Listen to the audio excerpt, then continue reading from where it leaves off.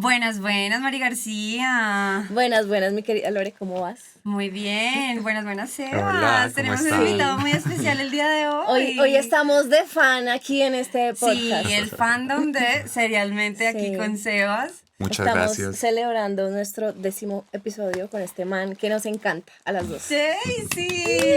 Todo su trabajo, sus proyectos nos parecen increíbles, por eso los trajimos acá. Muchos de ustedes pueden conocerlo, muchos no, y por eso queremos que lo conozcan, porque así como somos fans nosotros, yo creo que ustedes Sí. también van a quedar muy fans. Para los que no sepan quién es, ahorita les vamos a dar todos los datos, pero para que se vayan enganchando y sigan viendo este episodio.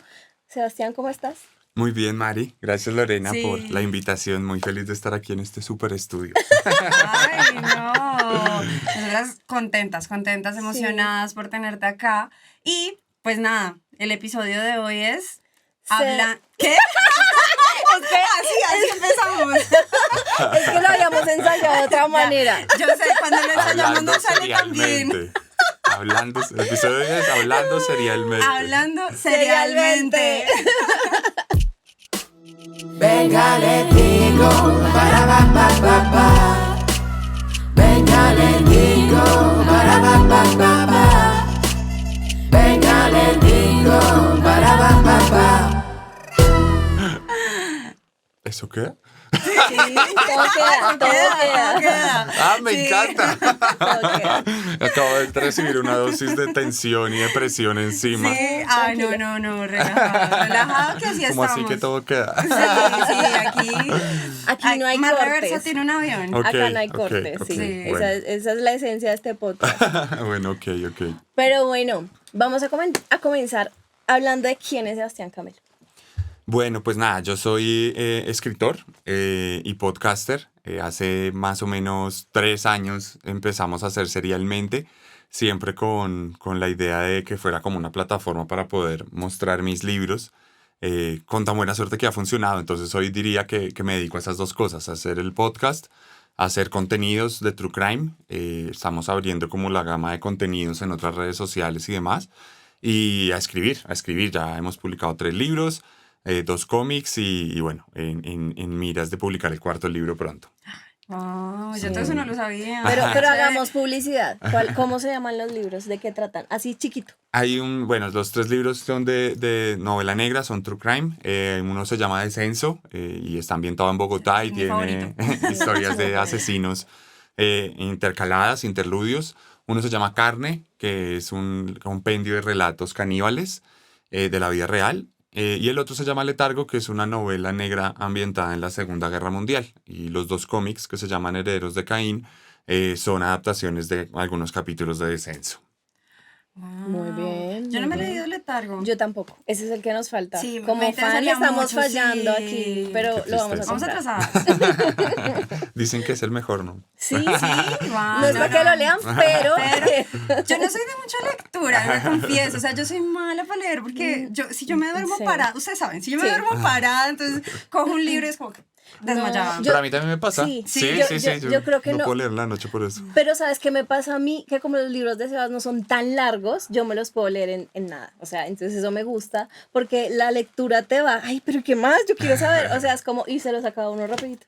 Yo voy a confesar algo aquí, además de los libros, o sea, yo empecé a ser muy fan de Sebas, fue en pandemia. Sí. En pandemia, o sea, yo me confieso de que lavaba platos escuchando o sea, estaba yo allá dándole, él hablando de Chikatilo, de Jeffrey Dahmer, o sea, todo, yo era muy fan, yo era como, o sea, mi parte favorita de la pandemia era lavar platos escuchando Sebas, o sea... Yo la verdad no recuerdo cómo llegué a Sebas. Siempre me han fascinado los asesinos cereales. Los asesinos cereales. Yo creo que no hay nada en Netflix que yo no me haya visto o de pronto en otra plataforma que yo no me haya visto.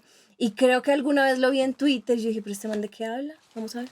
Y por alguna razón fui entonces a Instagram y yo, ¡ah! No puede ser, descubrí el amor en una cuenta de Instagram de asesinos seriales. Y Pero ahí tú, te yo me está. acuerdo que tú llegaste antes del podcast. Tú Sí, llegaste no, recién sí. empezó el podcast. Yo hacía historias Sí. en Instagram de asesinos, porque yo me acuerdo que tú compraste el libro recién salió. Entonces recién estaba empezando el podcast. Soy fan. Y en la pandemia, sí, para mí la pandemia, pues va a sonar un poco frívolo lo que voy a decir, pero para mí la pandemia fue súper buena en la medida que el podcast se volvió súper popular, como que tuvo un Así envión de es. popularidad muy grande. Para todos los creadores de contenido, Sí. la pandemia fue como lo mejor que nos pudo haber Bueno, pasado. a mí no, yo no creé tanta cosa, pero Sí, yo sé, pero la gente que perdió familias. Sí, no, perdí a mis papás, pero bueno, qué bueno que a ustedes les haya ido bien.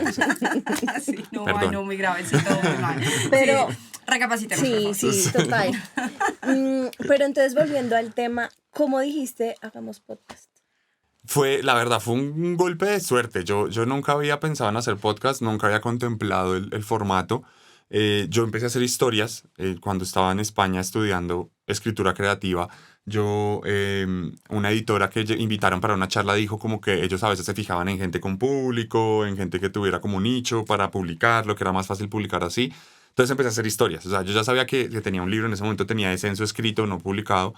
Y tenía cosas de asesinos, entonces dije, voy a hacer historias de asesinos. La empecé a hacer y luego volví a Colombia y apenas volví a Colombia me contactaron de una productora y me dijeron, pero me contactaron ellos, o sea, yo no sabía ni Ok. nada y me dijeron, ay, es que estamos abriendo nuestra plataforma de podcast y tenemos solo podcast de sexo y de fútbol. Entonces queremos expandirlo y queremos algo de true crime, no tenemos algo de true crime. ¿Le gustaría? Y yo como... Bueno, pues yo Acepto las consecuencias. Sí, yo nunca he hecho un podcast. Me tocaría escuchar unos podcasts para ver cómo los hago, pero vamos. Y bueno, me puse a escuchar unos, ni siquiera me acuerdo los nombres de los que escuché. Y lo que hice fue como empezar a notar que no me gusta este podcast, que me gusta, cómo me gustaría. O sea, si yo fuera el oyente, que me gustaría, que me falta acá. Entonces empezamos a meter lo de las canciones, lo de las referencias culturales de los asesinos. Obviamente para mí siempre desde el principio fue una meta como que el podcast fuera una plataforma para el libro. Sí. Entonces los primeros capítulos son de los asesinos que salen en el libro. Iba promocionando a la vez que iba promocionando el podcast en general, iba promocionando como, hey, tengo un libro que quiero publicar. Y luego, hey, voy a publicar el libro. Y luego, hey, publiqué el libro. Entonces eso como que Claro. era como una historia paralela. Ya es asesinos y lo que yo quería en mi carrera. Entonces, pues con tan buena suerte que pegó. Y aquí estamos. Si no hubiera pegado, hubiera parado el capítulo 10. Pero aquí estamos. Pero entonces actualmente Sí. vives de eso. No, ojalá. No, yo digamos que yo lo monetizo de muchas formas. No lo monetizo, digamos, no como por views necesariamente. Yo sí gano plata de los views, pero realmente mi monetización es como la merch, es como los libros. A veces hay cosas de publicidad, a veces entra publicidad en el podcast, pero digamos, ¿podría vivir de eso? Sí, en este punto podría vivir. Muy holgadito, Ok. perdón, muy, Sí. muy pegadito. Pero pues no, a mí me gusta vivir bien. Entonces a cambio de vivir bien. Los lujos, sí. Sí. Que a mí me gusta comer 3 veces Sí, a al mí día. me gusta pasear, a mí me gusta echarle gasolina al carro. Entonces, pues yo tengo mi otro trabajo que confluye. O sea, yo de día es como Batman. Entonces Ok. de día soy Entendemos. comunicador y de noche hago el podcast, escribo los libros. Obviamente el objetivo es vivir de eso, pero bien. O sea, yo Sí. renunciaría a mi trabajo el día que pueda vivir como vivo. Solo de Ok. serialmente. Sí, que sea algo un poco más Sí. estable, más fijo, Sí. porque lo que hablábamos nosotros en el capítulo pasado, que es muy variable y que uno no Sí. puede... Sí, sí. Sí, claro, digamos, hay veces que yo vendo, no sé, 100 libros en un mes, pero en enero vendí 10. Ok. Sí, entonces si no hubiera tenido el otro trabajo en enero, estaría como, ay, disculpen, no puedo venir porque no, se me rompieron los zapatos y no tengo más zapatos. Ay, no, muy triste. Sí, porque no hay arte en la casa. Sí, ser artista en cualquier arte no Sí. es, o sea, no Sí, es nada y además porque también digamos, el tema de la literatura a nivel de económico, a mí me va muy bien en la medida que el porcentaje casi todo es mío. O sea, yo vendo un libro y la mayoría de la plata va para mí. Y eso no pasa en una editorial grande y eso, pero en contraposición en la editorial grande, que es la idea de entrar, de hecho estoy entrando en este momento, pues el aparato comercial y el sí, reconocimiento es muy grande. Entonces tú pasas de vender, no sé, yo vendo al año, no sé, 500 libros, pues el objetivo es vender 10.000 libros obvio. por el otro lado, ¿sí? O sea, y se puede pues porque lo llevan a otros países, lo Chévere. ponen en las librerías de otra forma, hay actividades, entonces es distinto. Obviamente todo eso, todo lo que he hecho de aquí para atrás es en aras de eso. Y ahí vamos, Tu o sea, objetivo ya... es llegar allá a la Ahí- editorial. ahí ya estamos, o sea, venderle el estamos- alma al Seguro que lo diablo vas a para- hacer. No, en este caso no es el diablo. No, los quiero. No es el diablo, no, pero ya vamos, estamos avanzando y la cosa va por buen camino. Yo creo que todo va a salir bien con editorial. Pero chévere que lo que en el capítulo de agradecimiento En la sección de agradecer de Venga, le digo. tenemos una sección que es dar gracias, Ok. y me parece importante eso, agradecer cada paso que has dado para estar aquí hoy, o sea, no tanto en el podcast, pero sí en el podcast de nosotras, pero en lo que estás logrando, o sea, a veces nosotros no vemos los pequeños logros, o sea, como que no nos celebramos las cosas chiquitas que nos pasan, pero si uno mira atrás y te ves donde estás hoy, Médica. No, yo el agradecimiento en ese sentido, mi agradecimiento es diario y es con cada persona que escucha el podcast, con cada persona que lee el libro. Digamos, comparte, yo chévere. todo el tiempo, y eso siempre ha sido una premisa mía, siempre he querido como ser muy cercano al público que tengo. Entonces, como que a mí alguien me escribe, no sé, un miércoles a las 2 de la mañana me acuesto y tengo un mensaje, ay, me encantó tu podcast, gracias por hacerlo. Y yo me siento y le respondo, o sea, yo tengo, no sé, 200 mensajes diarios, los respondo todos siempre. Eso para mí No, siempre es eso es súper importante. importante. Porque, o sea, el agradecimiento va de parte de que si a la gente no le gusta lo que hago y no le interesa escucharlo, pues no lo hago. Entonces es como realmente, y aunque suena de cajón, es gracias a la gente que yo estoy Sí, haciendo lo que hago. es cierto. Y, por ejemplo, mi esposa trabaja mucho en temas editoriales, trabajó además en una editorial en una época, y ella tiene amigos escritores que están como por el camino normal de la literatura, de buscarla, de rebuscarle, todo eso. Y pues nada, ellos, digamos, ella me dice que hay muchos de ellos que piden casi que el favor a la gente que vaya y compre el libro a la librería para tener un número de venta, para poder empezar a ser relevantes. Venga, yo le doy la Sí, plata y este bailo sí, casi que a veces, sí, casi que a veces es como Ay, voy a no, ir a muy comprarme el difícil, libro si es sí. difícil, y yo pues nunca he hecho nada de eso. Entonces yo he estado en librerías y estoy en librerías, pero digamos mi fuerte ahorita en este momento es la gente que me compra a mí. Y cuando yo fui a la editorial, a Penguin, a presentar mi proyecto, yo les decía, vea, estos son mis números, y la gente, y me decían, son muy buenos números, nos interesa, venga, hablamos. Y yo ni era consciente de eso, como que sí son buenos números, y es como, sí, el mundo editorial no es tan fácil como crees. Y mi esposa me dice todo el tiempo como, agradece eso, tú das por hecho el hecho de que lanzaste un libro fuera del país, has hecho eventos de lanzamiento, y eso no es normal. Entonces sí, no, de agradecimiento sí es como a chévere. todos los que escuchan serialmente y me han leído. Wow. No, y muy importante eso, que tengas esa humildad de responderle a la gente, porque Sí. muchas veces yo también muy fan de escribirle a la gente que me gusta Sí. lo que hace. Muchas veces uno no recibe respuesta y eso lo desanima a uno como fan. Uno es como, bueno, de pronto no Sí, tiene el tiempo. de tiene pronto está muy demasiados ocupada. mensajes, no me puede leer a mí. Pero No. eso dice mucho de ti, eso es total. muy Para mí bonito. eso es súper importante. O sea, cuando lanzamos Descenso, hicimos un evento que fue mucha gente, entonces al otro día yo tenía estallado me demoré como 2 días respondiendo, pero me senté a responder. Y yo espero poder hacer eso siempre. O sea, si algún día soy tan famoso, que no creo, no sé, bueno, no sé. No digas nada, no digas nada. Pero si algún día ya de verdad digo como, Dios mío, 1 millón de seguidores y tengo 1000 mensajes, pues bueno, tendré que ver qué hago. Pero siempre en la medida de lo posible lo he hecho. O sea, siempre, nunca se me acaba un mensaje sin responder. En una época me estaba fallando Instagram y no me llegaban, o sea, no me reportaba el mensaje y luego me daba cuenta que los tenía y me daba pena. Igual respondía a las 3 semanas. Para mí es Esa súper función de Instagram importante. que llegan como ocultos. Sí, A mí sí. me pasa Sí. mucho. Y me llega como cuando me buscan para publicidad o algo así, llegan como allá y uno es como, ay, yo sí quería, sí necesitaba. Ay, sí. Que no ya buscamos a 2 alguien meses más, después. señora. Si todavía les interesa promocionar ese evento de hace un mes. Sí voy. Tal Pues sí, cual. pasa un montón. Ven, pero yo tengo una inquietud. Pero déjame preguntar. Ay, bueno, está bien. Ay, está bien. Es que estoy emocionada, perdón. Pero yo quiero preguntar. ¿Y cómo fue el proceso de empezar a grabar? O sea, tú ahorita nos decías antes de empezar acá que tú grababas solito en tu casa. O sea, ¿cómo es? Sí, lo mío fue chistoso porque fue al revés. Yo empecé en un estudio así, en el de la productora. Entonces yo iba y era así el micrófono, el sonido, y yo era como... Entonces, yo ¿Será que eso nos va a escribo... pasar a nosotros después nosotros en la calle, casa? No, pero no lo Calle no, esos no. ojitos. Entonces, yo lo que hacía era pues yo escribo siempre los capítulos, entonces los escribía y yo llegaba con mi guioncito y lo leía y ya. Yo tenía la ventaja que siempre tenía un equipo, independientemente de que tuviera poquitos o muchos seguidores, siempre tenía un equipo que trabaja conmigo y eso ha sido suerte, eso fue un golpe de suerte desde el principio porque de entrada yo no hubiera podido editar solo y entonces yo estaba en la productora, yo leía y eso y ellos hacían todo el montaje, yo les decía aquí va tal canción y ellos hacían todo. Entonces cuando empezó la pandemia pues ya no podíamos ir. Y el productor como tal, el que me edita los capítulos, me dijo, bueno, Sebas, ¿qué hacemos? ¿Paramos? Y yo, no, pues no paremos ni abate. Entonces le dije, ¿qué micrófono compro? Me dijo, cómprese tal micrófono, uno así más o menos. Entonces me dijo, cómprese este micrófono y hágase en tal lado de la casa. Entonces yo al principio empecé a grabar, después de eso en la pandemia empecé a grabar en el closet, la típica, así con la ropa.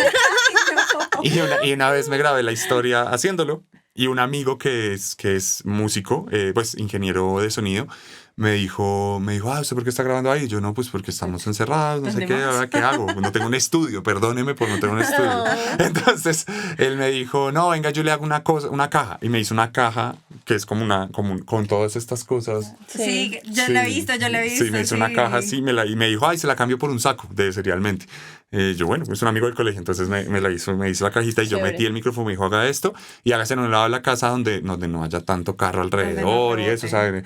Y ya, y ahora lo grabo grabé. en el baño. Sí. Y lo grabé y lo envié y le dije al hombre, bueno, ¿cómo se escucha? Y me dijo, pues obviamente se escucha mejor en el estudio, pero está bien, o sea, lo podemos hacer.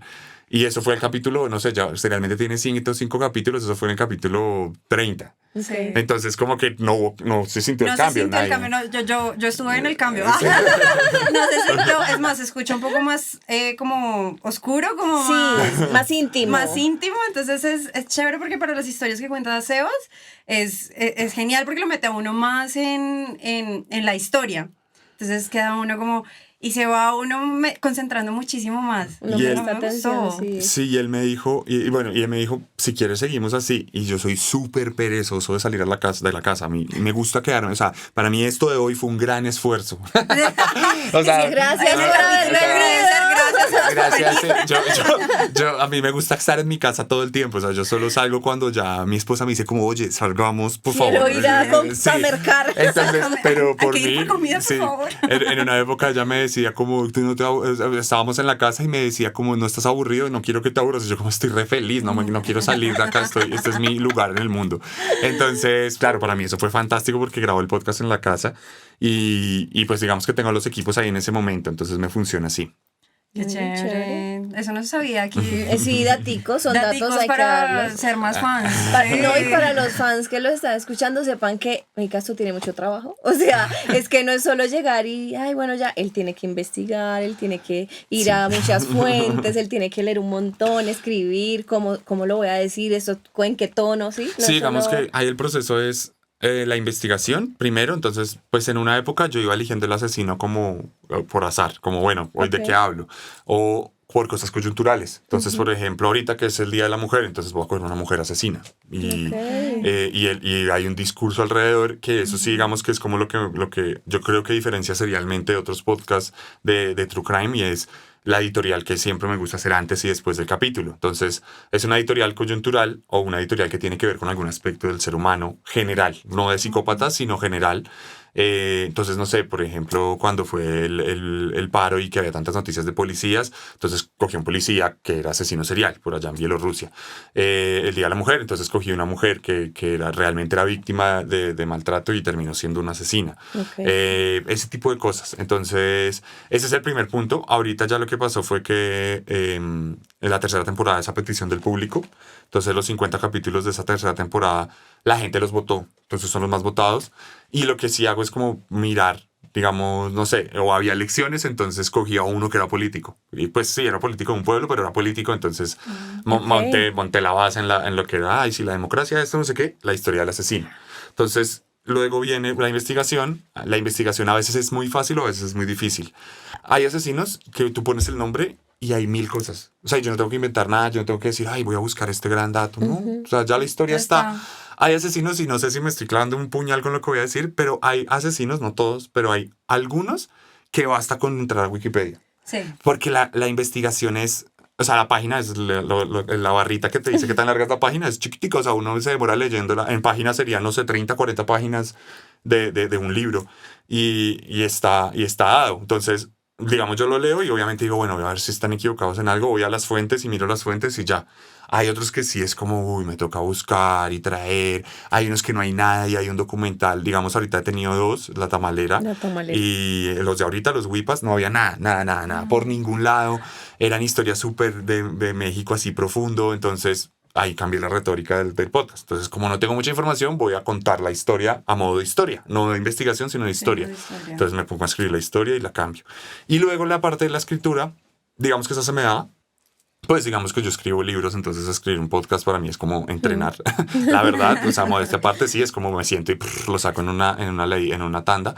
O sea, yo me demoro, hoy en día me demoro escribiendo un podcast, luego de la investigación me demoro escribiéndolo 2 horas. Entonces, en 2 horas saco el capítulo y luego me demoro 1 hora leyendo. Ay, igual al proceso de Venga le digo. Muy bien, porque nosotras no lo escribimos. Bueno, sí, Ahí son 2 horas de Yo investigación. intenté eso, Claro. yo intenté, en una época por pura pereza dije, ay, ya no quiero escribir el podcast. Entonces empecé lo que hacía era que sacaba información y armaba bloques y yo iba leyendo y luego iba narrando. Y pasaron 2 cosas. Uno, hubo gente que lo alcanzó a notar, no todos, pero hubo gente que lo alcanzó a notar, hubo gente que me dijo, oye, ¿qué ha pasado con la narración? Ha bajado un poquito la calidad y yo, claro, es que no he escrito. Y 2, mi editor, el productor me dijo, ¿cómo se va? Porque claro, me equivocaba mucho, yo soy muy malo, o sea, contando una historia o algo así, empiezo a dudar mucho, a buscar la palabra, se me empieza a ir la palabra, digamos que ahorita no porque estamos conversando, pero si estoy hablando solo frente a un micrófono, empiezo a dudar. Entonces, me pasaba mucho en la narración, o sea, que un capítulo de 30 minutos me demoraba 50 minutos grabándolo, entonces eran 20 minutos del editor quitando, Claro. cortando. Sí, y que uno tiene muchas muletillas. Sí, A ajá. uno le pasa mucho, entonces Sí. yo acá tengo el Sí. i, uy, Las Y mías yo no sé tenía cuáles. palabras, entonces yo tenía palabras que empezaba a usar mucho, entonces abyecto, ignominioso, que cuando no escribo el guión las digo. Y la gente me empezaba a decir De cada como, día, bueno, como, bájale a la pero yo palabra. ya ¿no? cada nomás. vez que diga ignominioso. Sí. La gente me hace esos chistes, entonces como, oiga, se enamoró de la palabra, la está promocionando, va a sacar un libro que se llama Ignominioso. Entonces ya como que dije, no, voy a volver a escribir. Lo que pasa es que antes escribía técnico, o sea, antes escribía, aquí va esto, aquí va esta canción, aquí va este sonido.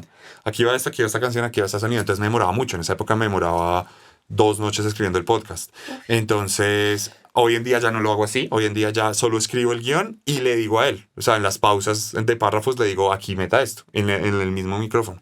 Y él lo corta y lo va El metiendo y corta y él ya pega, sabe. sí. Y Muy también él ya, pues obviamente ha hecho 105 capítulos. Sí, ya. Entonces él ya tiene reclara la narrativa, ya tiene reclaro lo que quiere de Serialmente. O sea, también Serialmente tiene mucho éxito en parte por el trabajo de él. Se llama Carlos Piraqui de Piraca. Gracias, Carlos. Gracias, Carlos. Y él, pues, o sea, hace parte de la productora, él hace más podcast y eso, pero claro, él ya tiene todo el tema de la narración, de todo, ya lo sabe. Ya Entonces, te conoce cómo es la vuelta. Sí, ya trabajo con él así. Esperemos fácil. que aquí en nuestro capítulo 100 también los Gonzis. No, pero ya vamos en el 10 y ya esto, ya nos conocen, nos hacen recomendaciones, todo. No, ya vamos. Sí, Melo. yo quiero saber una cosa. Momento fandom. Sí, es que estoy emocionada. Ustedes no lo creen, pero sí. ¿Cómo llegaste a los asesinos seriales? O sea, ¿qué te llevó a este tema? Yo creo que fue una pulsión. O sea, ya a mí siempre me han gustado esos temas. O sea, yo siempre he sido como muy fanático del true crime en general, de la guerra, del true crime y eso. Yo soy bien friki con esos temas. Y yo empecé a sentir como la necesidad de escribir un libro. O sea, hubo un día que yo dije, ay, un día me levanté literal y, ay, quiero escribir, ¿por qué no escribo? Y empecé a escribir un blog y empecé a escribir cositas chiquitas y luego entonces me empezó a venir a la cabeza una historia. Y de nuevo, ahí suena como si fuera muy cajón, como, ay, todos los escritores dicen eso, como que la historia, yo no elegí la historia, sino la historia me eligió a mí. O sea, yo empecé a tener en mi cabeza como, quiero escribir, que es descenso, entonces quiero escribir una historia que sea de una persona que le pasa esto y que hace esto, y ya sabía el nombre de la persona, ya sabía que quería que se llamara Ignacio, y lo tenía así, y me empezó a dar vueltas en la cabeza, y empecé a pensar en esa historia, hasta que un día dije, bueno, ya, Y ahí suena súper loco porque suena como típico escritor, pero ya un momento donde ya era como una necesidad, o sea, como que decía, necesito sacar esta historia. Entonces la empecé a escribir con una técnica totalmente amateur, o sea, ahí en el computador dándole, y saqué de Censo como la parte central, la historia central. Y se la mostré a gente.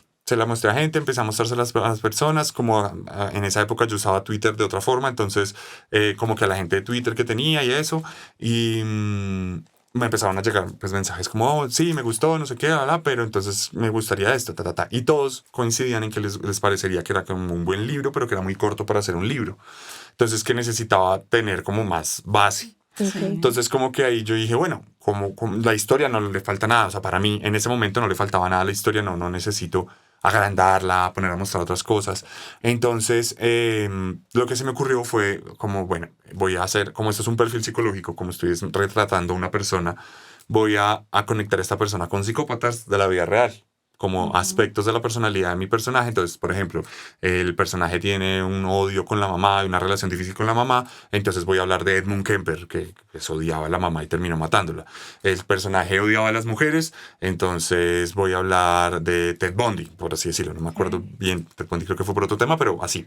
Entonces empecé a pensar en eso y dije, bueno, pues voy a empezar voy a escribir unos interludios, que de hecho hoy en día tengo un libro en el tintero que es parecido en términos de hacer crónica de asesinos reales. Entonces lo que hice fue hacer crónica de cada asesino. Entonces era como, cada interludio es un asesino de la vida real, contado a partir del momento en que va a matar. O sea, es como el interludio se acaba justo cuando va a matar, no mata. Entonces no alcanza a matar. Entonces ahí me empezó el tema de los asesinos. Dije, bueno, asesinos seriales tal, y empecé a leer. Y ahí tuve como mi bautizo ahí con los temas de asesinos, porque durante 3-4 meses que duré haciendo la investigación para escribir los 10 interludios, mi vida era un asco. porque me expuse. Sí, porque me enfrenté a las historias de los asesinos ya de una forma mucho más profunda. O sea, yo solo consumía. Es chistoso porque lo que estoy diciendo básicamente es como mucha gente que escucha serialmente es como, yo hago eso todo el tiempo, ¿qué te pasa?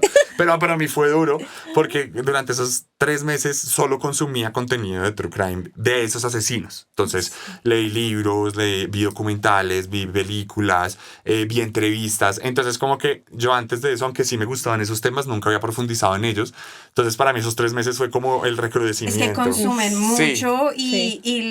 pues no sé, yo también en una época que estuve también muy metida porque también empecé a ver series, Claro, llega uno a mentalizarse tanto con el tema que uno evalúa todas las acciones y comportamientos que uno tiene. Entonces todo lo ve uno como en ese sentido. Sí. Entonces como que yo decía, Dios mío, el mundo es horrible. El mundo es horrible y la gente es muy mala y la gente puede ser muy mala. Entonces como que estaban dando como ahí una medio depresión, mis amigos ahí cuidándome, yo me volví todo callado. Entonces todo eso y bueno, y justamente y casualmente empecé a escribir los interludios. Y cuando los empecé a escribir ya se me fue. O sea, como que lo que tenía acá y acá se me fue al libro. Y ya lo saqué y ya. Y me fui, bueno, a España y todo eso. Y en ese momento fue que pasó lo que les decía de la editora. Que la editora dijo que pues sería chévere tener un público, no sé qué, bla, bla, bla. Y eso me permitió. Entonces ahí fue que dije, bueno, pues voy a contar las historias de los interludios. Voy a contar acá, hablar de asesinos. Y la cosa pegó. O sea, yo en ese momento como que no era, mi objetivo es hacer el podcast más. No, yo no tenía nada de eso en la cabeza. Y el podcast pegó en ese momento. Y para mí fue un tema que ya se me volvió pues una parte importantísima de mi vida. O sea, yo siempre digo que yo tengo 2 trabajos. Ese es mi trabajo de la noche. En la noche me llamo. Sí. En la noche me llamo Cassandra. Y hago podcast de asesinos seriales. No, pero está muy chévere. La gente de verdad no sabe. Y es bonito que lo cuentes, que te llevó a esto, o la gente piensa que, porque a veces, no, es que ustedes muestran una vida que es perfecta, y no es como, no, o sea, creo que nadie va a mostrar las etapas feas por las que uno pasa. O sea, digamos que a mí lo que me pasa con eso, hay 2 cosas ahí. Una, sí, lo de las etapas feas, o sea, digamos, yo he pensado muchas veces en dejar de hacer serialmente. Hay veces que paso 2 semanas sin vender un libro, entonces ya me dan ganas de no hacer nada más, o sea, me dan ganas de no subir contenido. Claro, frustrante. Sí. Es como, ¿todo esto para qué? Sí, exacto. O sea, la semana pasada no vendí como hasta el viernes uno y fue como, ay, ya. Y además es súper loco porque... Señor, recuperó mi carrera. Sí, yo digo, o sea, digamos, pasa una semana y yo digo, claro, es que hace 2 años no saco un libro, entonces ya el público que está es el que es, no voy a vender más, Dios mío, ¿yo qué voy a hacer? Y a la semana vendo 50 libros. O sea, sí, o sea, es la siempre cosa... hay alguien nuevo Sí. a quien llevar. O Sí, sea, sí, sí. y definitivamente esperamos que de aquí salgan muchos más para que te compren libros. Sí, léanme. Entonces, es eso por un lado. Y por otro lado, yo siempre he sido muy cuidadoso de mostrarle a la gente que yo no soy lo que escribo. O que yo no Sí. soy lo que narro. Entonces, mucha gente siempre cree que yo soy... por eso, yo aunque tengo una cuenta de Serialmente, que es de respaldo, de hecho, mi cuenta principal es mi cuenta. La de la Racaz, la de Sebastián. Sí. Entonces, yo subo contenido, yo tengo mucho contenido ahí de asesinos, pero yo subo cosas mías. O sea, si me casé, subo la foto de mi matrimonio. Luna de miel, subo fotos de mi luna de miel. Estoy en el estadio, subo fotos del estadio y subo videos en el estadio todo el tiempo. Y es como recordar a la gente pues, que yo soy una persona normal que resulta que hace un podcast. Porque mucha gente a veces, ya no me pasa tanto justamente porque he trabajado en eso, pero mucha gente cree que uno como, ay no, Sebastián hace podcast de asesinos seriales, que yo vivo en una cueva, con una Que como carne capa, humana, sí, que quién sabe a con quién una estoy capa, sí, matando por entonces, allá. sí, que digamos, le pasa mucho a mi esposa. Mi esposa le escriben a veces, ay, tú eres la esposa de la Racaz, tú eres la esposa de Sebastián, ¿qué se siente? Y ella es como, yo ni siquiera he escuchado un capítulo, o sea, ella nunca ha escuchado un capítulo de Serialmente. Es Sí. que me la paso peleando porque Sí. deja la toalla tirada. No, ¿Qué sí, que sí, te es digo? como, y a veces o sea, estamos bobeando en la casa y hago una estupidez y me dice, no puedo creer que la gente te admire, Sebastián. Entonces, Suele suceder. Sí, o sea, yo soy súper normal, o sea, re normal, no me gusta bañarme hoy sí me bañé porque salí. Porque pero sí, o sea, veo fútbol, juego play. que valga la sí. pena. Santa Fecito, Sí, Santa sí, o sea, Fecito. yo soy, no, es completamente normal y claro, yo me siento y narro. Y entonces ya obviamente cambio la voz, cambio la entonación, tengo una narrativa, bla, bla, bla, pero el resto es normal. Y eso también hace parte como del ejercicio de ir segmentando la vida en ese sentido. Cuando yo escribí Descenso estaba así, y cuando escribí Carne, que realmente fue el segundo libro, el tercer libro que escribí, lo escribí después de Letargo. Cuando escribí Carne, que es el libro más pesado, me dicen, porque es de caníbales y muestra, bueno, como Sí, es sí, bien sí, gráfico. sí, sí. Hay gente que me ha dicho como he dejado de comer carne durante un tiempo después de leer Es que, carne. y uno lo lee y uno lo siente en la boca y uno es como, no, es difícil de digerir. Y mi proceso de escritura de Carne, yo lo escribí los domingos, yo solo lo escribía los domingos. Y yo me sentaba, ponía musiquita y la voz del asesino. Me metía en la voz del asesino, soy el asesino, soy el caníbal. Y terminaba y me iba y me arrunchaba a ver Shrek. Ositos cariñosos. Sí. Necesario. Sí, no, pero normalísimo. O sea, o yo escribo de noche, entonces iba y despertaba a Alejandra, a mi esposa, la despertaba, porque ella es mi editora. Entonces la despertaba a las 2 de la mañana. Amor, ya acaba el capítulo. Y ella como toda dormida. Así, lo leía y me lo corregía y se seguía durmiendo. Y ya yo me acostaba a jugar Play. O sea, ya para mí se volvió un tema. Sí. O sea, a mí que hoy en día, cuando cuento una historia, normalmente no me dan duro. Realmente, la última que me afectó fue la de David Ray Parker, que es un tipo que... Eso quería preguntar yo, o sea, listo, aparte de que fue difícil internarse en el tema, ¿cuál fue la historia que más difícil para ti fue contarla y que te tocó y que tú dices... Uy. Hay dos y otra parte de la respuesta. Entonces, la primera que me pasó fue de los primeros capítulos, Edmund Kemper, este tipo que medía 2 metros y medio, que asesinaba universitarias y terminó matando a la mamá. Sí, o sea, pero... Sí, que era súper querido y que era súper elocuente, sí. Entonces, él mató a la mamá y le cortó la cabeza a la mamá y tuvo relaciones sexuales con la cabeza. Entonces, todavía cuando yo digo eso, verbalizarlo para mí es como... Entonces, cuando yo grabé ese capítulo, todavía lo grababa en el estudio. Yo me acuerdo que yo estaba grabándolo y cuando llegué a esa parte, me tocó parar. Entonces, me tocó tomarme una agüita y decía como, Dios mío, ya. Y lo narré. Ese fue uno. El otro fue reciente, que normalmente ya no me pasaba, fue reciente, que es David Ray Parker, que es un tipo que con la esposa raptaban mujeres, por lo general jóvenes, y las encerraban en un tráiler adecuado como prisión, donde había muchas herramientas de tortura. y básicamente abusaban de las mujeres durante semanas, durante meses, y luego las drogaban y las tiraban a la calle para que no se acordaran quién las había raptado, o las asesinaban. Ahí mató cerca de 30 mujeres, pero raptó a más de 300. Y el tipo era muy denso porque entonces básicamente eran esclavas sexuales que estaban ahí encerradas, amarradas, y el tipo todo el tiempo entraba y hacía lo que quería. Y la esposa también, y a veces los vecinos. Entonces, para mí, y que me dio duro, que el tipo, apenas ellas despertaban después de ser raptadas y despertaban en la sala, en el tráiler, el tipo les ponía una grabación. O sea, hagan de cuenta ustedes abrir los ojos y ver a un tipo de frente que les pone una grabación y se va. Y la grabación es una grabación de él mismo hablando durante 25 minutos de lo que les va a hacer y lo que les va a pasar. Y la forma en que habla de ellas, como la forma tan despectiva y tan violenta. Entonces, claro, para hacer el capítulo tuve que escuchar los 25 minutos y me dio re duro. O sea, me dio muy duro. O sea, me quedé como así, grabé el capítulo, ahí sí no me acosté a ver Shrek, ahí sí me quedé así. O sea, fue muy duro. Que la Biblia, recé el rosario. Sí, ese me dio duro. Y las otras cosas que me han dado duro, que digamos sí me llegan a afectar un poco, es cuando cuento historias de asesinos y llega alguien relacionado con los asesinos. Me ha pasado.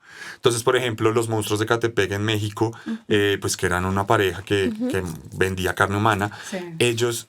me llegó gente, claro, yo tengo muchos seguidores en México, y llegó gente que me decía, sí, yo vivo en Ecatepec, yo comí. ¡Ay, no!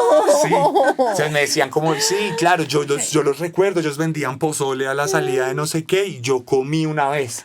O la vez pasada también no he hecho capítulo de él porque no hay mucha información como para un capítulo, aunque ahora que estoy cambiando la narrativa puedo hacerlo. Un tipo que se llamaba el monstruo del rincón o el psicópata del rincón, algo así, acá de Bogotá, el sádico del rincón, que es un tipo en Suba Rincón que mataba gente y las sacaba en bolsas de basura negra y las dejaba para el basurero, y se las llevaba al basurero y así salió.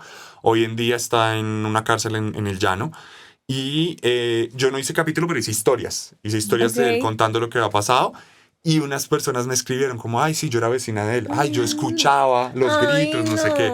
Cuando pasa eso, sí me da duro. O sea, es como que es un recordatorio. Como, oiga, acuérdese que las historias que usted cuenta son reales. O sea, yo soy muy consciente. Porque ahí está la delgada línea de contarlo y la gente que lo vivió. Sí, y la exacto. Y como tratar de ser siempre lo más respetuoso con las víctimas y todo eso. O sea, a mí uno que me marcó mucho fue el de Monserrate, el monstruo de Monserrate, se llamaba algo así. Sí. Era eso, pues son lugares que uno frecuenta, que uno dice, y que en comparación a los otros asesinos tenía un récord de muertes que era incontable, porque aquí no somos tan, o sea, como que pues la policía o pues los medios no, como la fuerza policial sí, no son como tan... ahora estoy falta de palabras. Tranquila, te esperamos, bebé. Estoy aquí nerviosa. No, pero que no son tan efectivos en encontrar las muertes, en encontrar a las personas, y muchos de esos muertos no se contabilizan así como en Estados Unidos, que sí es como se perdió tal, a tal hora, en tal momento, y fueron tantos, o mató a tantos. Sí. Y pues que el monstruo pudo haber matado muchos más que otros asesinos que has contado, que tenemos con... No, y que pues, yo digo, Marica, es que uno no sabe hoy en día quién lo está haciendo, y uno, hola, ¿qué más? ¿Todo bien? ¿Qué chimba? Pues digamos, sí, o sea, lo que dices de uno no sabe quién lo está haciendo, pues digamos, sí, o sea, estamos hablando que el 1% de la población es psicópata, no quiere decir que el 1% sea asesina, pero dentro de esa población hay un porcentaje de criminales. Entonces, claro, ellos tienen la habilidad de mimetizarse de muchas formas en la sociedad. Total. Eso es como, ese es sobre todo el chiste que siempre hay, que es como el meme típico de, ay, no, era un hombre solitario, no tenía familia, no sé qué. Y es como, no, es todo lo contrario. Es todo lo contrario. Y lo que tú dices, sí, o sea, digamos que esa es otra cosa como una de las grandes conclusiones, y a mí me dirán conclusiones de todo lo que ha hecho serialmente. Que la principal razón por la que existen asesinos seriales es porque las autoridades apestan. O sea, o sea, Garavito es el asesino serial más grande de la historia, más prolífico de la historia moderna, porque el Estado colombiano nunca veló por la seguridad de los niños rurales. Entonces, claro, uno obviamente puede matizarlo, ¿no? Sí, claro, estábamos en una época de conflicto, era la época más grande de la guerra contra las FARC, y no sé qué, entonces, bueno, estaban en otra Están cosa. concentrados en otra vaina, sí. Sí. Al punto que Garavito realmente lo capturan porque ya era muy Descarado, sí, muy sí, descarado. Era descarado. como que ya, ay, me llevo a este niño, este matorral de aquí al lado y no importa que grite y me voy. No se preocupaba por esconderlo, no se preocupaba por hacer nada. Entonces, él llegó a empezar a matar una vez a la semana. Entonces, uno se da cuenta que realmente esos números son así porque la gente los permite. Y no es casualidad que en el top 10 siempre haya más o menos 4 colombianos. Siempre. O sea, nosotros tenemos siempre a los asesinos Suena seriales el más himno nacional. prolíficos. Sí, Ay, sí.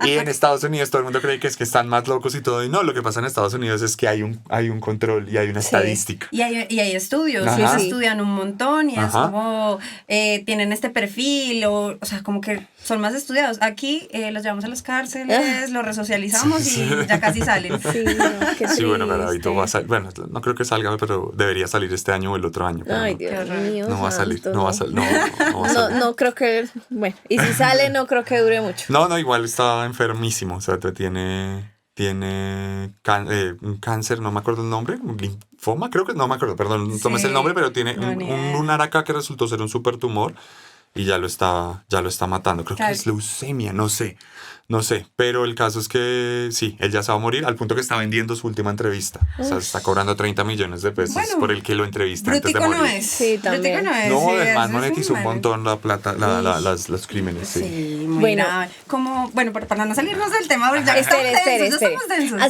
Así como nosotras también nos demoramos 2 horas haciendo esto. Sí, que se note. Queremos saber cuál fue el que más te apasionó, cómo investigar o buscar o que tú, no sé. Uy, yo creo que se me viene a la cabeza 2. Uno, que es súper obvio porque además estaba súper de moda hace un par de meses, que es Jeffrey Dahmer. Jeffrey Dahmer, la historia de Jeffrey Dahmer, lo fascinante de la historia de Jeffrey Dahmer es la elocuencia que tuvo Dahmer para Sí. manifestar cómo se sentía y para explicar por qué hizo lo que hizo. Entonces eso resulta súper fascinante a la hora de contar una historia, porque pues no es solo un caníbal, bueno, de por sí los caníbales en general, nunca he entendido por qué, pero resultan fascinantes para la gente. O sea, las historias de caníbales, Sí, o sea, eso 20 de 10, sí. sí. Entonces, eso por un lado, y por otro lado, que él fuera como tan elocuente a la hora de expresar qué sentía y qué iba por su cabeza. Eso es bien interesante. Obviamente luego con todo este tema de la serie y todo, pues, o sea, el tipo es como una insignia del true crime.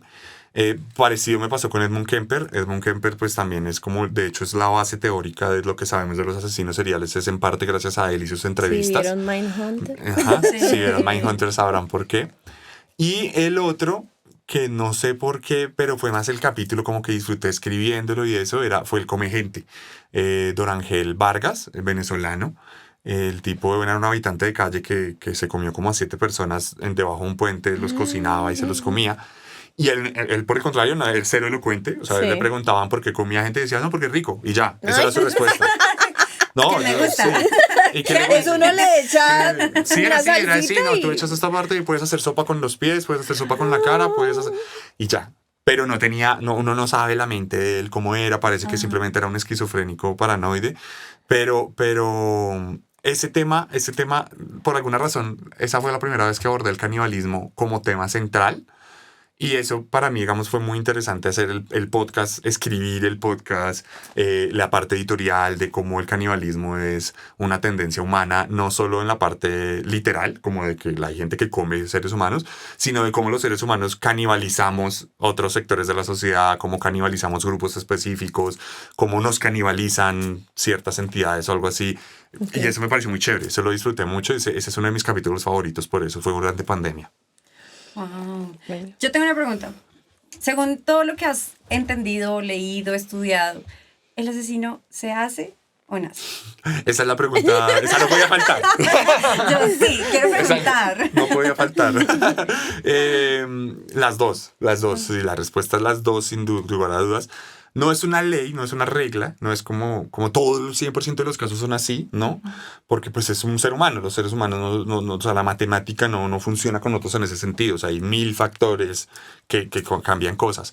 Pero en general diría que las dos, porque en la parte de nacen, estamos hablando de una parte biológica, de unos temas en la cabeza que hacen que tú te vuelvas un psicópata. Entonces, que la amígdala, que es la glándula que procesa las emociones, no funcione bien. Entonces, si no funciona bien, la amígdala por lo general, su labor principal es darte ansiedad. Y la ansiedad lo que hace es que te alerta. Entonces te da la sensación de peligro. Entonces, ¿qué pasa? Cuando haces algo malo, no lo haces porque sabes que te van a descubrir. Y esa es la amígdala diciéndote, ojo, autoconservación. Entonces, una amígdala defectuosa hace que tú seas una persona sin miedo, básicamente. Y sin miedo, por eso puede ser un gran héroe de guerra, o puede ser un bombero increíble, o puede ser un asesino serial, que hace un montón de cosas que no nos atreveríamos a hacer ninguno de nosotros, no solo por la parte moral, sino porque pues nos dan miedo a las consecuencias. Y eso, no solo por sí sola la amígdala, sino eso aunado a digamos, por ejemplo, la forma en que funciona el lóbulo frontal. Entonces, la parte de adelante del cerebro es la que procesa las emociones. Entonces, esa es la parte que cuando te da mucha rabia, no cojas un machete y mates a alguien, sino que hagas como, uy, ya. Todo bien, ya. Entonces, sí, esa es la parte que tolera la frustración. Entonces, esa es la parte que si te eres infiel, te son infieles, hace que no mates a todos, sino que te regules y vayas y llores y sufras y ya. Entonces, ¿qué pasa? Por ejemplo, se dice que Jeffrey Dahmer sufrió un golpe muy fuerte en la cabeza y se dice que ahí se le dañó el lóbulo frontal. A él sí lo dejaron caer de chiquito. Las conexiones del lóbulo frontal con el resto del cerebro son las que procesan las emociones de una forma en la que procesan tus impulsos. Entonces, claro, hay niños que nacen con esos defectos. Hay bebés que desde que nacieron ya tienen el lóbulo frontal defectuoso. Pasa muy poco, de nuevo, es el 1%. La amígdala, bueno, otros aspectos, eso incluso, o sea, es que... O sea, sí, acá se vuelve la clase técnica, pero una parte del cerebro. Sí, o sea, sí, es todo un proceso mental. Y eso hace que tú, digamos, tengas unas perspectivas de la vida, de cómo asumes la vida. No quiere decir, de nuevo, y aquí va la segunda parte de por qué se hacen, que todas las personas que tengan estas particularidades sean asesinos o sean malos necesariamente.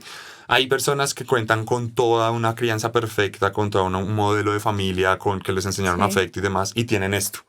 Entonces, que es el caso de Jeffrey Dahmer, o sea, tenía una familia que lo apoyaba, pues la mamá no era... Sí, él tenía cosas con la familia y eso, pero digamos, él sí, claro, él tuvo el tema como de sus fijaciones con relación a los cadáveres y demás. Animalitos. Entonces, ¿qué pasa? Cuando tú tienes, digamos, por ejemplo, el CEO de una empresa puede ser un psicópata.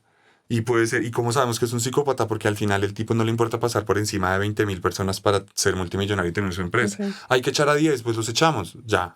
Pero no mata a nadie, no es que el tipo esté matando a nadie ni nada de eso. Sí, presidentes, alcaldes, sí, senadores. Realmente la gente con poder tiene que tener un poco de... Pero de mira eso. que... Bueno, pero no termina. Porque no ha terminado. Y la segunda parte, la parte de por qué se hacen, entonces ahí viene lo que ya es el círculo. Entonces, la infancia temprana, nosotros aprendemos a respetar al otro, aprendemos a amar al otro, aprendemos a recibir amor del otro cuando tenemos entre 0 y 5 años.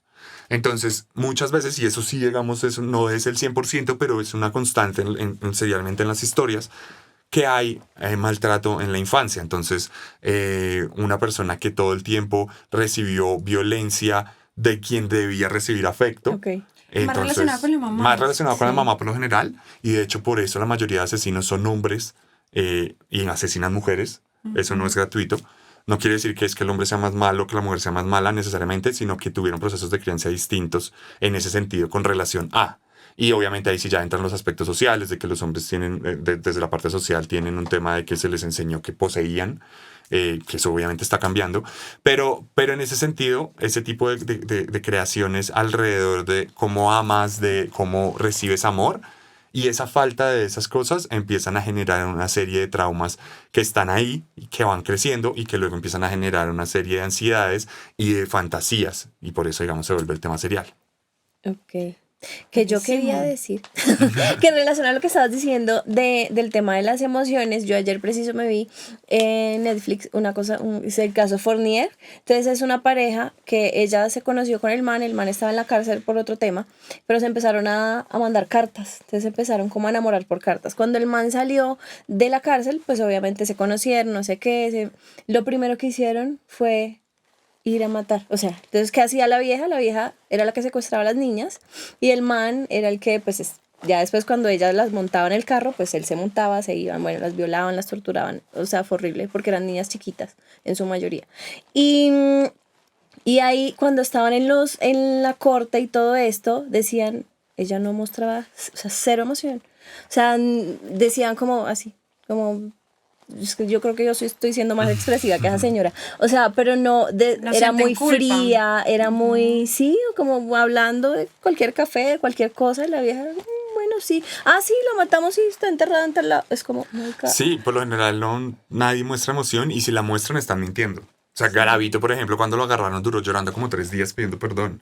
Y hoy en día dice que se reformó, que es cura, La que iglesia, es, sí, que es pues cristiano. al principio ella, perdón Lore, lo que ella mostraba era que era sumisa y que ella estaba así porque le Sí, tenía miedo al sí, man sí. y es que él también me puede matar y lloraba y lloraba y Como lloraba, era manipulando. la víctima. Sí. Ya después Y se eso dieron pasa cuenta que no. En todas las parejas de asesinos seriales, la defensa de la mujer siempre es esa. Y obviamente siempre resulta ser mentira. Siempre. Cuando hay una víctima que pueda testificar o algo así, siempre se da cuenta que es igual de mala. Siempre, todas. No hay una que no. Es que, Paul Bernardo y Carla Homolka, la familia West, David Ray Parker y la esposa, siempre. Todos la esposa termina diciendo, no, es que él me tenía. Sí, Qué miedo. Oye, Sí, no. ese de David Ray Parker, creo que leí que inspiró la película de Saw.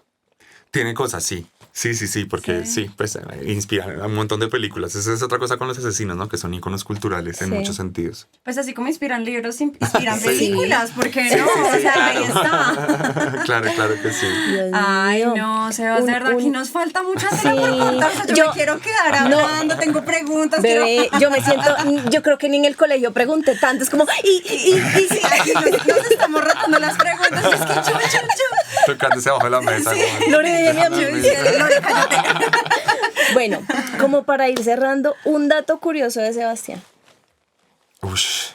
Ya nos dijo que no se baña los domingos. No me baño los domingos. Adicional Si no salgo me Adicional a que toca. no se vayan los domingos. Así como para volver a la realidad porque estábamos densos. Yo estaba concentrada. Total.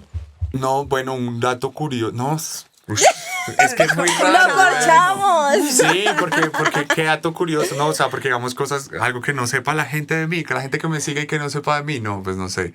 La gente sabe que me gusta ir al estadio, la gente sabe que me gusta ¿Hincha jugar de qué? videojuegos de Santa Fe. Santa Fe. Ok.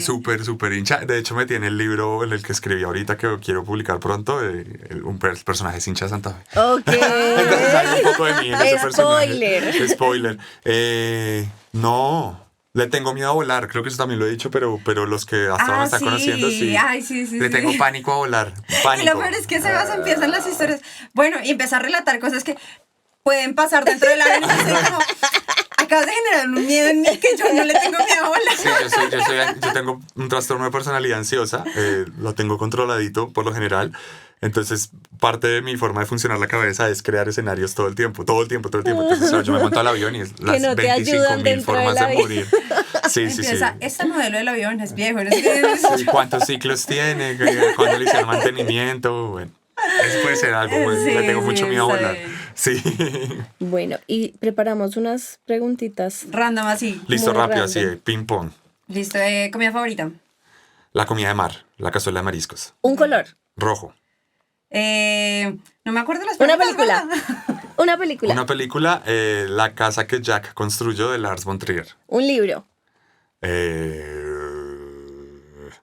El último que leí, Colombian Psycho, de Santiago Gamboa. Una bebida.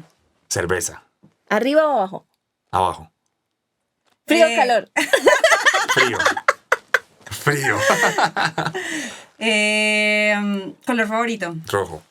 ¿Café o té? Café. No me acuerdo, Un lugar. No me acuerdo las preguntas. Un lugar. Mi casa. Un cantante. Claramente. David Bowie. Y bueno, 4x8.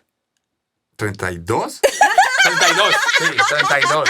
Me las sé 8x4. 4x8 no me las sé. Ay, no, muy bueno. Así terminamos hablando serialmente. Sebastián, cuéntanos tus redes sociales. Bueno, mis redes sociales me pueden encontrar en Instagram como @elarracadas con doble guión bajo, _arracadas. Pero también hay una cuenta de respaldo, Serialmente Oficial. Estamos en TikTok también como Serialmente.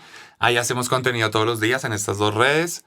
Y subimos capítulos a Spotify y YouTube donde nos encuentran como Serialmente. Y lo subimos semanalmente. Entonces, si quieren leerme, escríbanme. Si quieren ver el contenido, escríbanme. Si quieren hablar, escríbanme. Si quieren comprar merch.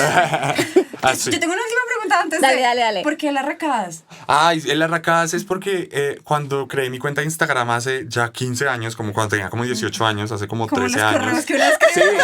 Sí. Lorenita Entonces, Fon. me gusta mucho como la cultura popular mexicana y me gusta Vicente Fernández y sus películas. Y hay una película que se llama El Arracadas, que es una canción también. Arracada en México es como candonga. Entonces, el candongas, pero era... Yo pensaba que era un sonido gutural, ¿no? No, entonces era No, el yo no me arracada, no, imaginé es nada. arcada. Arcadas. Entonces- Sí.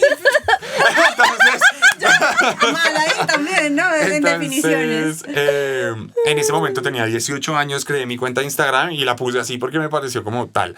Y cuando empecé a hacer el podcast, yo nunca ni me imaginé que el podcast fuera a pegar tanto. Entonces yo promocionaba mi cuenta en Instagram, pero nunca se me ocurrió en el capítulo 1 cambiar el arroba de mi cuenta por, no sé, Sebastián Camelo, y ya. Entonces se quedó así, ya dije, bueno, si la cambio Sí, no. ahorita, La gente pues se pierde, toda la sí. gente que llegue al No, podcast me va a perder. no tiene Entonces, sentido. ya se quedó así para Ya siempre. se quedó así. Ah, sí, como te quedaste casado con ese correo. Sí, de hecho mi correo electrónico es desde el que creí en el colegio cuando tenía como 8 años, sí. Hotmail. Sí, claro. Ay, no, muy bueno. Siempre tuve esa pregunta, sino que era muy personal, como para uno preguntar. Como, Bueno, ese es el datico curioso. El Sí, ese dato es el dato curioso. curioso, sí. Bueno, Pero bueno, mi María García, querida ¿se cuenta Lore. las redes? Mi querida, no, yo soy mala Bueno. para eso. Le tocó a usted. Bueno, obviamente nos encuentran en... En el podcast le digo. Hoy sí estamos, pero en De descoordine. una coordinación. Sí, perdonarán la falta de práctica. Estamos en Spotify, en todas las plataformas de audio y video, nos buscan como Venga Le Digo. En Instagram estamos como @Venga Le Digo, _podcast. Sí, ese sí es. Yo no me lo sé. En Twitter estamos como BLD, _podcast. En TikTok. estamos como Venga Le Digo podcast, todo seguidito. Sí, ay, sí, estamos bien con la tarea. No, yo estoy mal. Yo Ah, siento que no me las he sí. podido aprender. Me enredo un montón. O sea, cuando no es la misma en todas las redes sociales, yo soy como, no puedo. Yo siento que nos hace falta como una segunda parte con Sebas. Yo creo que después podemos hacer una invitación Más y hablar adelante, más sí. profundo con Sebas. Me parece Sí, muy porque chévere. estaba como, ay, no, marica, como así. Sí, o sea, este tema me encanta, entonces es como... Bueno, de una. Les traigo Sí. el libro la próxima vez. Sí, y nos los leemos de paso de Sí. los otros anticipados como para hacer más preguntas Pero profundas. Yo voy creo a que nos comprar el falta que la me tarjeta. falta para leer. Y bueno, nada, a mi querida Lore, ¿cómo la encuentran en redes sociales? @Lorena Mar, _al piso. Y a mí me encuentra como Mari García Music en todo lado. Hasta en Spotify porque allá me pueden escuchar cantar. Gracias. Listo. Un abracito. Nos vemos en un próximo capítulo. Chao. Chao. Chao. Venga, le digo, para, pa, pa, pa.